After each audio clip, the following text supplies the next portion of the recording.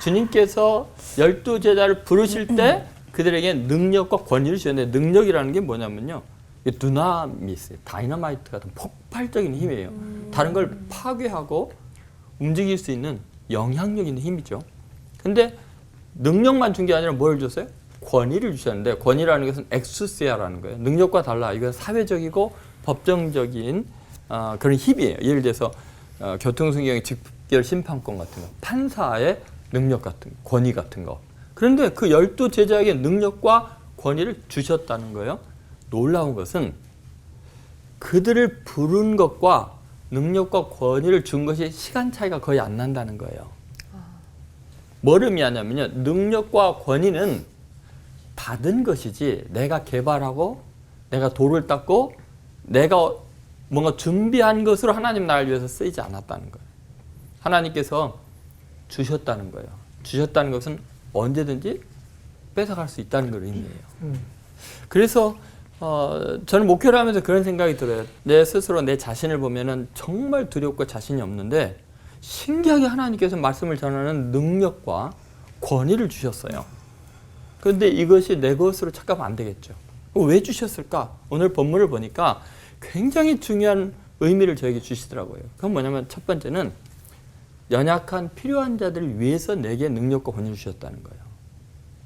오늘 잘 보면 1, 2절에 모든 귀신을 제어하며 병든 병을 고치는 능력과 권위를 주셨잖아요. 그리고 앓는 자를 고치게 하려고. 자, 내게 능력과 권위를 주신 이유는 뭐예요?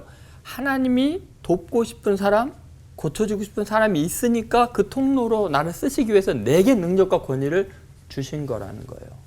다시 말해서 내가 성도들에게 하나님의 말씀을 대언할 때 그분들이 능력을 느끼고 권위를 느끼지만 그것은 그분들의 필요 때문에 하나님께서 내게 잠깐 주시는 은사예요.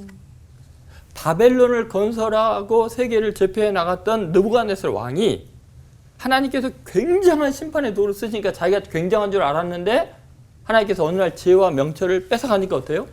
짐승처럼 풀을 먹고 정신이 나갔죠. 광야를 헤매고 다니다가 다시 지혜를 주시니까 이제야 깨달았다는 거예요.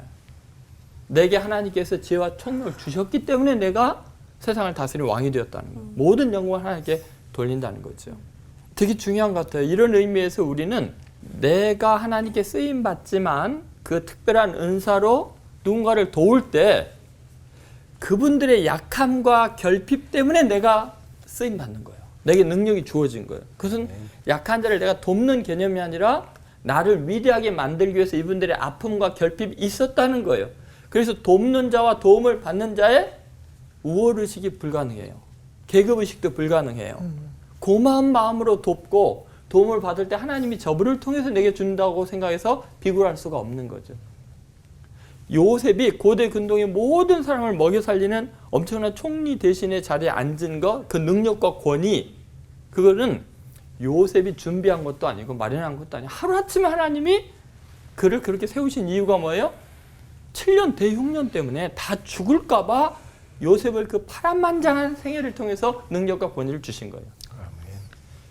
그러니까 우리가 이걸 잊어서는 안 되겠죠. 두 번째는 하나님의 나라를 세우기 위해서 주신 거예요. 아멘. 오늘 본문에 보니까 2절에 하나님의 나라를 전파하며, 다시 말해서 하나님께서 내게 능력과 권위를 주신 것은 내 나라를 확장하고 내 뜻과 주관이 성취되고 내 마음대로 할 수 있는 세계에 내가 영향력 있는 존재가 되기 위해서 내게 능력을 주신 게 아니고 뭐 하기 위해서요? 하나님의 나라를 전파하기 위해서요. 영국의 소설가면서 비평가인 엘더서 헉슬리가 굉장히 유명한 말을 했어요. 하나님의 나라가 임하면 나의 나라가 무너지는 것은 당연한 일이 아닌가?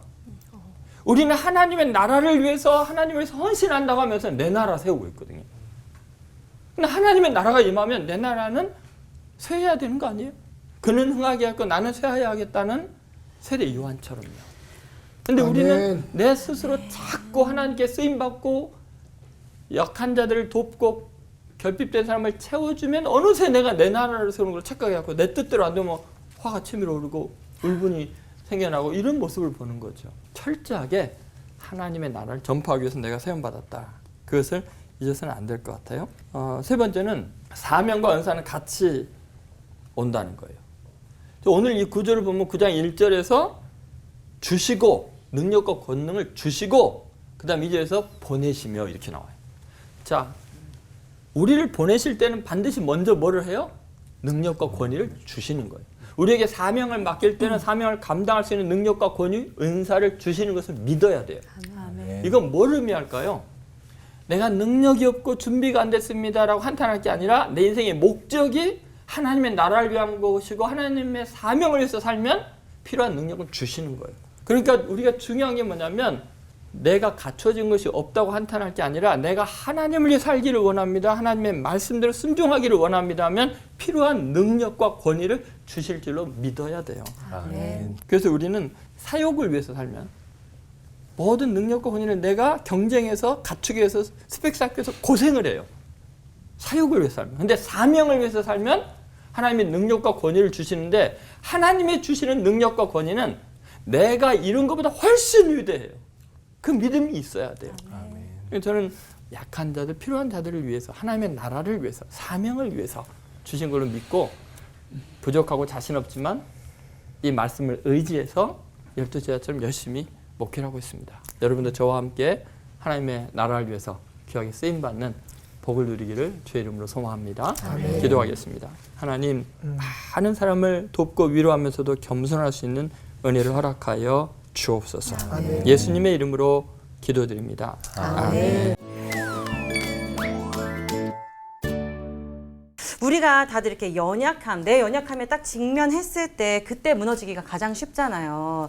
그때 근데 조동찬 목사님께서 몇 번 말씀해 주셨었는데 그럴 때 특별한 사명과 권위를 이렇게 받으셨다는 이야기를 이렇게 좀 들려주셨거든요. 그때 그 이야기를 좀 속 시원히 알려주시고 풀어주시면 저희들도 조금 많이 도움이 될 것 같습니다. 하나님께서 어떤 능력과 권위를 허락하셨었는지요? 그 누가복음서 9장이 보면 그런 구절이다. 26절인가요? 소리가 그침에 예수만 보이더라. 사실은 이제 저희가 예수뿐인 교회 아닙니까? 세상에 소리가 너무 많아요. 성공했다, 잘했다, 뭐 설교 좋았다, 교회가 이렇게 부흥한다.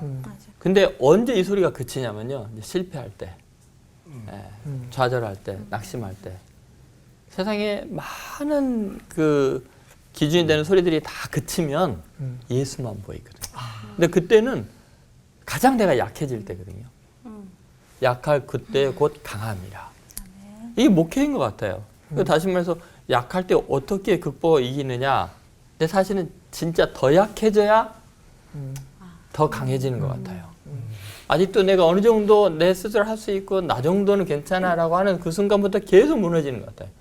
그런데 나는 아무것도 아닙니다, 할 수 없습니다 하고 나중에는 내가 보이는 게 아니라 예수만 보일 때 그때 강해지는 것 같아요. 참 이상합니다. 계속 나는 약해지고 쓰러지고 좌절하는 것 같은데 그때마다 예수만 보여요.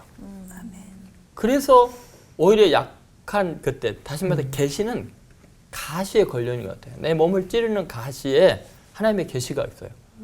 그래서 누군가가 배신하고 모함하면 주님이 떠올라요.